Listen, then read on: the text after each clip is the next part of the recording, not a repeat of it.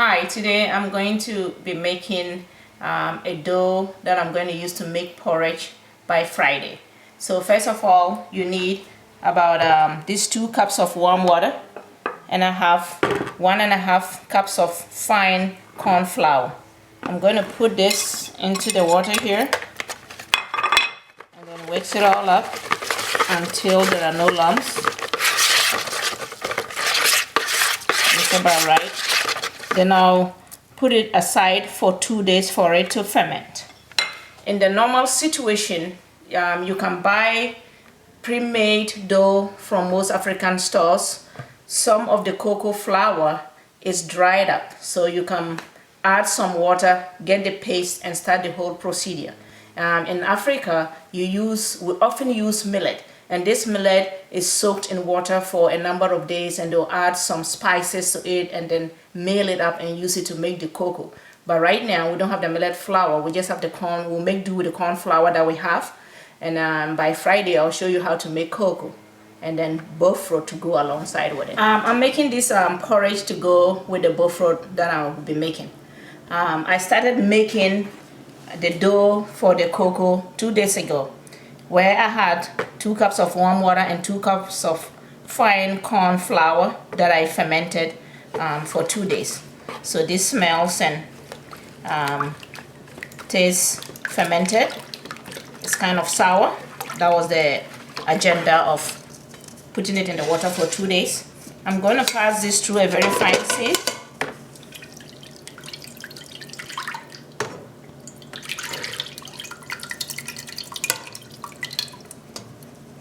Okay, that works perfect.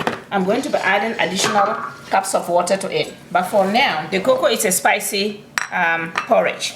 So I have 1 teaspoon of black peppercorns here.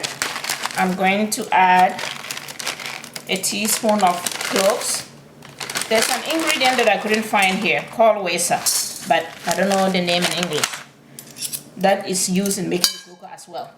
Into that, I'll add 2 tablespoons of grated ginger. I grated the ginger to make the grinding process easier for me. And I often have some frozen chilies with me.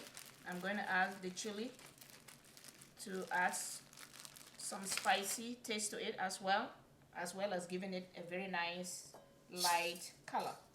So I'm using this utensil, a potoyura in Ghana, to grind it.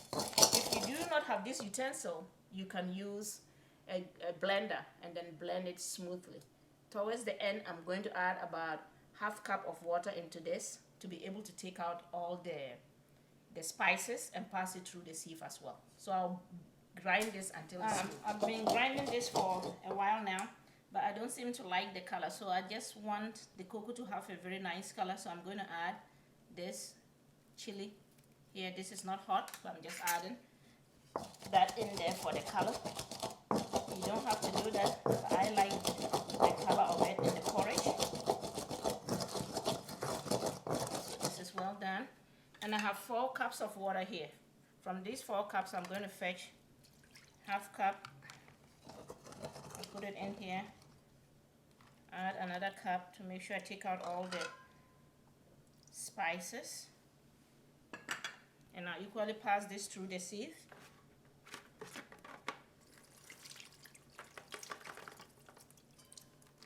So to get more of the seasoning out of this, I pour this back in here and repeat the process of grinding. I'll grind for a while, add some more water. I've ground this for an extra 5 minutes, and I'm adding another cup of water here. I think this should be good. Swirl this around to take out everything. Pour it in here. I'm using a very fine sieve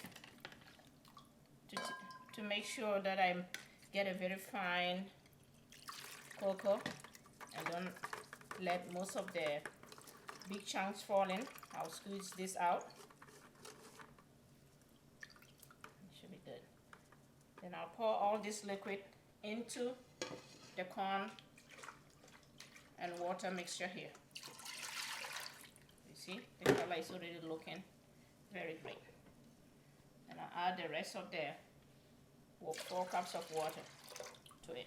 In making the cocoa, it's a great idea not to over dilute this mixture. So for that reason, I'm going to leave it this way. But during the making of the cocoa process, if you realize that your cocoa is too thick, then you need some hot water to add to it. So I'm just going to heat up 3 cups of water till it boils in the microwave. If you do not have a microwave, boil your water over the stove. So I'm heating the water for 4 minutes. So I'll come here now, put on my heat here, and you have to stir consistently.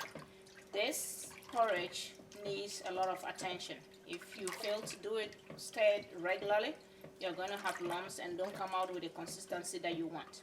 So I'll continue stirring. If the cocoa is becoming thicker, then I'm going to be adding a little bit of the hot water that I'm heating right now. This cocoa can be made from millet flour, which is what is always made from, but I do not have that special millet flour here, so I'm using the corn flour, but it will equally taste great. After making the cocoa, you add sugar to it, but the way we do it around here is to make the cocoa, not add the sugar as is often done at home, but give you the option to add the amount of sugar that you want. Some people don't want too much sugar, some want a lot of sugar. So I eliminate adding the sugar to the whole procedure when I'm done, and give the person that is drinking the cocoa the option to add either sugar or honey or sugar-free stuff to it. Oh my goodness, I wish there was smell vision. It smells so great around here. And as you can see, it's becoming thicker. And that was why heating up the extra 3 cups of water was essential. So at this stage, I'll be adding a little bit of the hot water to this, and possibly reduce the heat. So add a little bit. If you don't add the water and stir consistently, it's going to turn into lumps. And that's what is about happening here. So I have to be quick with this and add the water slowly. And continue stirring and being careful so that nothing burns you. It smells so awesome around here. Oh my goodness. I have to reduce the heat.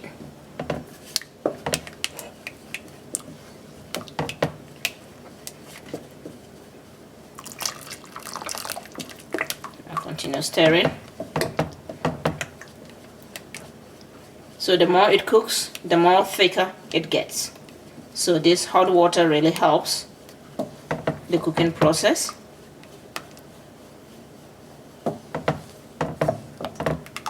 It looks good.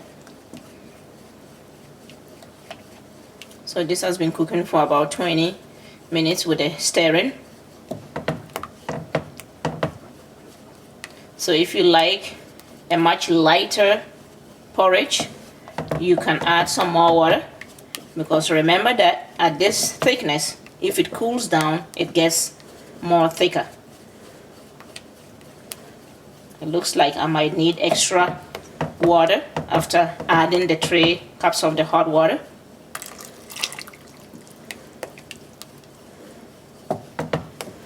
So I'm going to heat up about 2 cups of water and continue the process. I had to lower the heat when I was boiling the extra 2 cups of water, and I'm going to increase it. And as I initially indicated, everybody's stove is different. I went over the other day to a friend's house to cook, and that person's medium was my high here. Their stove was really hot.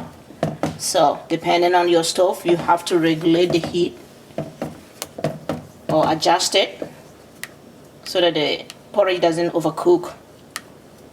So I'll continue adding the water and stirring.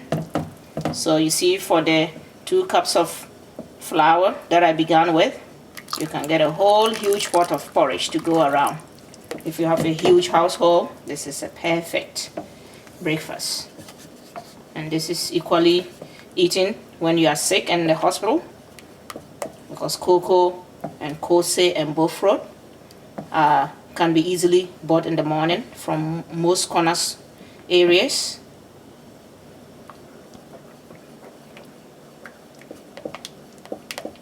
So I'll stir again. So this has been cooking for about 35 to 40 minutes. So I'm going to stir. This is the consistency that I wanted, because when it cools for a bit, it gets more thicker. So I'll stir for 2 more minutes, take it off, then start making the buffalo to go with the porridge or cocoa. After 2 minutes of additional cooking and constant stirring, this is the consistency that I want. So I'm going to cover this and set aside and begin frying the buffalo or African donut or mandasi to go with it. This is the finished product. Buffalo to go with the cocoa. So as it's been standing there, it's thickened up. So I'll put this in a bowl here.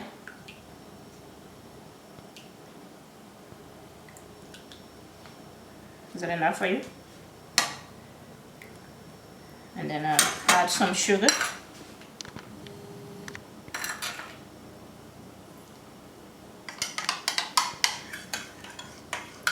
And then it will be taken with the buffalo. A very authentic Ghanaian meal, taken at breakfast time, taken when you are sick in the hospital, and it can be eaten with kose as well. Another kose is bean fritters that I'll be making down the end.